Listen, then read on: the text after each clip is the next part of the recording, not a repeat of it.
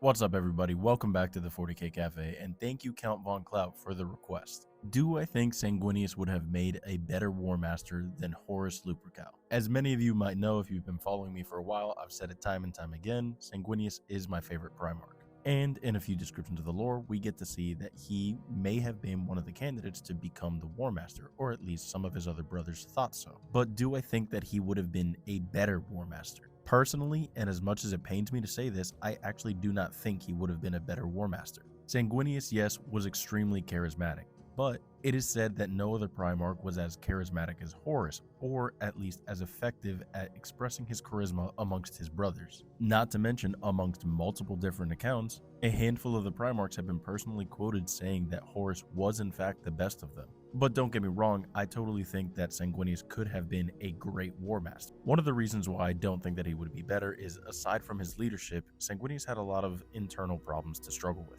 For starters, although he was proudly devoted to the Emperor, there are in fact a few accounts of him openly saying that he keeps him at an arm's reach. One of the reasons for this is indirectly due to the Red Thirst. The curse of the Red Thirst was a secret that he kept very close to himself, not telling anyone of his brothers, including the Emperor, save for Horus Lupercal. This tightly kept secret amongst his legion was something that he feared of getting out and spreading.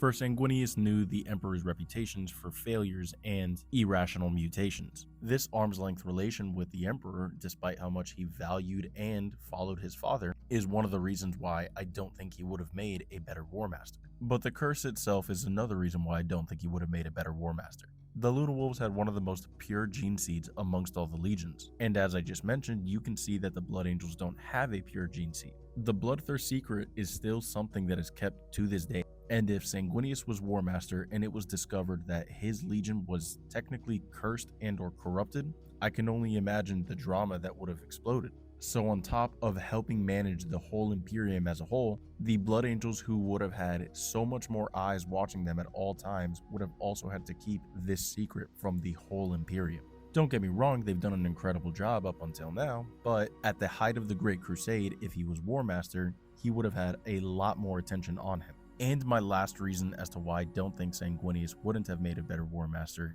is because I believe the role doesn't fit him. This role would have grounded him and chained him to a position that he would have loathed. Sanguinius has been noted to describe the feeling of flying as pure freedom and bliss.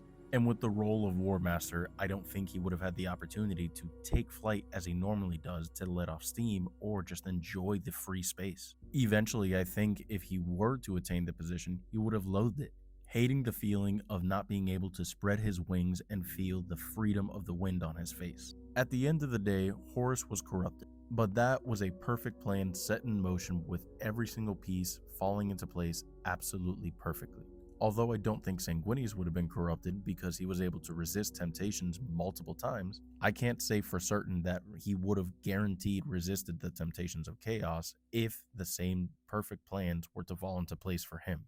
But the weight of responsibility of Warmaster is something incredible to bear even for a demigod. We see Horus mention it time and time again throughout Horus Rising, and even Sanguinius mentions the incredible burden that it is to bear in Imperium Secundus. Ultimately, I do think Sanguinius would have made an incredible Warmaster, but I still think Horus is better. Personally, out of anybody that should have been Warmaster, I still think it should have been Robute Gilliman.